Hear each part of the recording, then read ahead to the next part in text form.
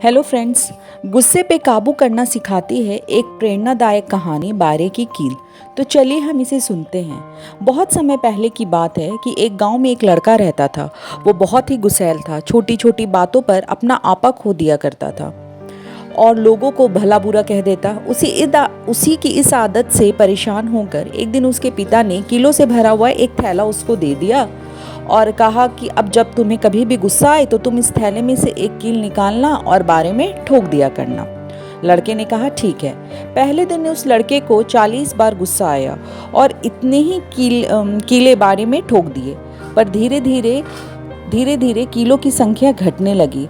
उसे लगने लगा कि कील ठोकने में इतनी मेहनत करने से अच्छा है कि आप अपने क्रोध पर काबू कर लिया जाए। और अगले कुछ हफ्तों में उसने ऐसा किया और अपने गुस्से पर बहुत हद तक उसने काबू करना सीख लिया। और फिर एक दिन ऐसा आया कि उस लड़के ने पूरे दिन में एक बार भी अपना टेम्पर लूज़ नहीं किया। अब जब उसने अपने पिता को ये सारी बात बताई तो उन्होंने फिर से उसे एक काम दे दिया।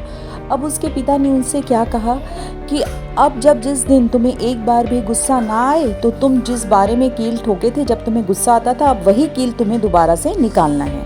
लड़के ने ऐसा ही किया और बहुत समय बाद वो दिन भी आया जब लड़के ने बारे में लगी आखिरी कील भी निकाल दी और अपने पिता को खुशी से ये बात बताई। तब पिताजी ने उसका हाथ पकड़ा और उस बारे के पास ले गए और बोले, बेटा तुमने बहुत अच्छा काम किया है, लेकिन क्या तुम बारे में कुछ छेद है देख पा रहे हो? अब वो बारा कभी भी वैसा नहीं बन सकता जैसा वो पहला था।